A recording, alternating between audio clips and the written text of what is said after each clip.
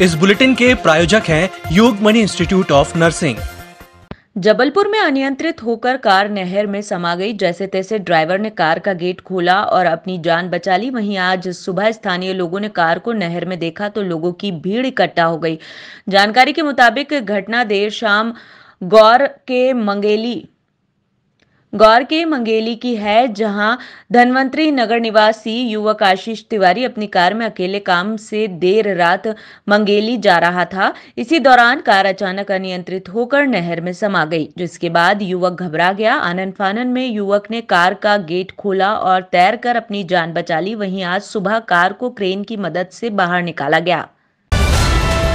जबलपुर में हाल ही में नगर सत्ता में काबिज हुई कांग्रेस के लिए बुरी खबर है। जिस एमआईसी सदस्य गुलाम हुसैन पर भ्रष्टाचार के आरोप लगने पर उसे एमआईसी में जगह दिए जाने का विरोध लगातार जारी रहा है। अब उस कांग्रेस पार्षद और एमआईसी सदस्य गुलाम हुसैन की पुलिस को भी तलाश है। इस पूरे मामले में एक बार फिर पार्षद गुलाम हुसैन को एमआईसी से हटाए जाने की मांग तेज हो गई है। भाजपा के मंडल द्वारा इस मामले में नगर निगम प्रांगण में प्रदर्शन किया गया और महापौर जगत बहादुर सिंह को एक ज्ञापन सौंपा गया है। एमआईसी संगठन के बाद से ही विवादों से जूझ रहे कांग्रेस के महापौर जगत बहादुर सिंह ने इस पूरे मामले की निष्पक्ष जांच कर कार्यवाही करने की बात कही है। 17 अगस्त को महापौर जी को एक भ्रष्टाचार के संबंध में एक आवेदन दिया था पार्षद गुलाम हुसैन, जो वर्तमान में एमआईसी सदस्य भी हैं। उसकी जांच के लिए महापौर जी ने हमसे समय मांगा था। 3 महीने होने के बाद भी अभी तक उसमें कुछ प्रोग्रेस नहीं हुई। इसको लेकर पुनः हमने जो है महापौर कार्यालय का घेराव करके और उनको आवेदन फिर दिया है। चूँकि क्या है, इस आवेदन देने के बाद में हमारे साथियों के ऊपर चाकूबाजी की घटनाएं हुई हैं। उसके संबंध में गुलाम हुसैन के ऊपर एफआईआर हनुमानताल थाने में दर्ज है। उसके बावजूद ऐसे अपराधी का एमआईसी पर होना और महापौर जी का ऐसे संवेदनशील मामले में खामोश रहना कहीं ना कहीं जबलपुर शहर के हित के लिए अच्छा नहीं है। तो मैं यही चाहूँगा कि अपराधी जो गुलाम हुसैन है उसको एमआईसी से बाहर करके महापौर जी एक जबलपुर को स्वच्छता का अच्छा संदेश दें कि उनकी टीम में अच्छे लोग हैं। जो हमारे एमआईसी सदस्य हैं गुलाम जी के खिलाफ, उनका ऐसा कहना है कि जो उन्होंने सड़कें बनाई थी वो 2 बार स्वीकृत हैं अलग अलग मत से, तो उसमें उनके हिसाब से उसमें गड़बड़ियाँ की गई हैं। उसकी जांच के लिए हम लोगों ने पहले ही अधिकारियों को दे चुके हैं। उसकी जांच में क्या स्थिति है उसकी जानकारी ले ली जाएगी। आज उन्होंने फिर हम लोगों को उस बात के लिए जानकारी में लाए हैं और एक एफआईआर भी दर्ज हुई थी, तो उसको लेकर भी उनका कहना है, तो वो ज्ञापन उनसे लिया है। ज्ञापन लेकर उसमें निश्चित तौर पर जो कार्रवाई हो सकती है वो कार्रवाई की जाएगी। जबलपुर शासकीय इंजीनियरिंग कॉलेज में जूनियर और सीनियर छात्र आपस में भिड़ गए। इस दौरान छात्रों के बीच जमकर मारपीट हुई। छात्रों ने एक दूसरे को जमकर लाठी डंडों से मारपीट की गई, जिसका मारपीट का वीडियो सोशल मीडिया में वायरल हो रहा है। जानकारी के अनुसार शासकीय इंजीनियरिंग कॉलेज में जूनियर और सीनियर छात्रों के बीच किसी बात को लेकर विवाद हो गया और वो विवाद सड़क तक पहुंच गया। दोनों छात्रों के 2 गुट में बीच जमकर लाठी डंडे चले। बताया जा रहा है कि बीती रात सीनियर छात्रों ने छात्रावास में घुसकर तोड़फोड़ भी की थी, जहां रांझी थाना पुलिस ने मारपीट और तोड़फोड़ का मामला दर्ज कर जांच शुरू कर दी है। ये थाना रांझी के अंतर्गत जो इंजीनियरिंग कॉलेज है उसके बच्चे 2 गुटों में बंट करके उन्होंने लड़ाई झगड़ा किया था, उससे रिलेटेड है। दोनों गुट आपस में मारपीट किए। इस बात पे कंप्लेंट होने पे थाने में दोनों पक्षों की ओर से एफआईआर किया गया है और विधि सम्मत कार्रवाई की गई है। Yogmani institute of nursing, Jamdar hospital, Jabalpur. Nursing के क्षेत्र में करियर बनाने का सुनहरा अवसर।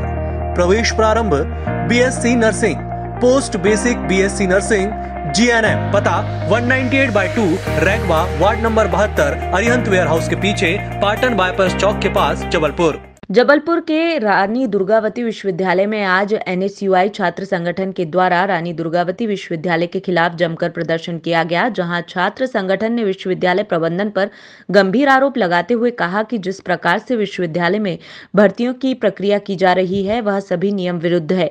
छात्र संगठन ने कहा कि यूजीसी के नियम के अनुसार 2019 में जो रोस्टर नियम के अनुसार भर्तियां की जानी थी, अगर भर्तियां 6 महीने के बाद होती है तो पुनः विज्ञापन जारी करके नए रोस्टर के हिसाब से विश्वविद्यालय में भर्तियां की जानी चाहिए।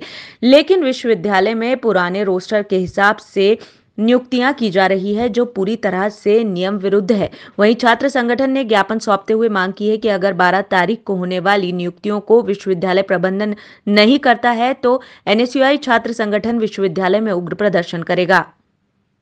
रानी दुर्गावती विश्वविद्यालय द्वारा 2019 में शैक्षणिक पदों पर भर्ती के लिए विज्ञापन निकाला गया, जिस पे हमने कई आपत्ति उठाई। लगातार हमारे द्वारा धरना प्रदर्शन द्वारा विश्वविद्यालय प्रशासन को चेताया जा रहा था कि इसमें नियमों का पालन नहीं किया गया UGC के, और आरक्षण प्रक्रिया EWS विकलांग महिला आरक्षण लागू नहीं है, इसे रद्द किया जाए। लेकिन विश्वविद्यालय द्वारा अभी हाल ही के दिनों में गुपचुप तरीके से अपने लोगों को फ़ायदा पहुँचाने के लिए लोगों को नोटिस भेजा गया कि 12 तारीख से इंटरव्यू है, आप आके इंटरव्यू दें और नियुक्ति ले जाएं।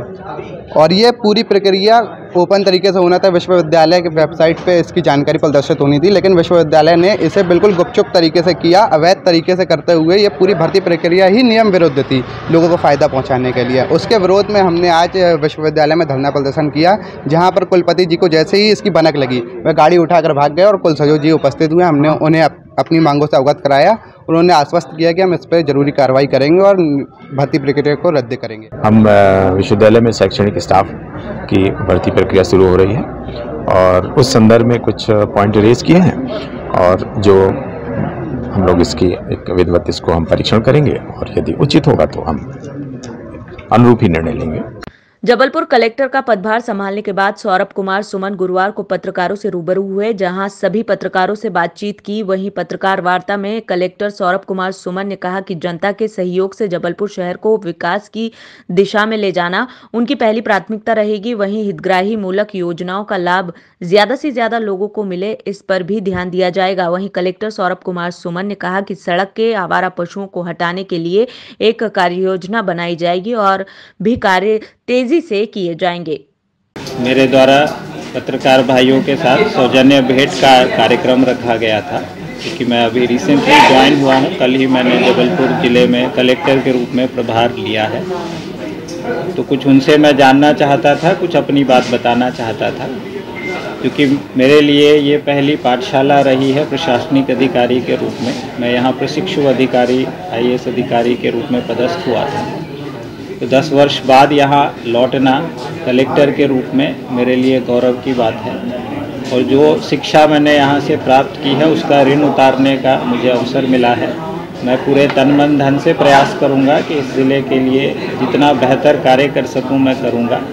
यहाँ पे जो अधोसंरचना के कार्य हैं, शिक्षा, स्वास्थ्य, महिला बाल विकास से संबंधित, रोजगारोन्मुखी कार्य, कृषि, उद्योग, जितने भी तरह के सेक्टर्स हैं सब पे ध्यान दिया जाएगा।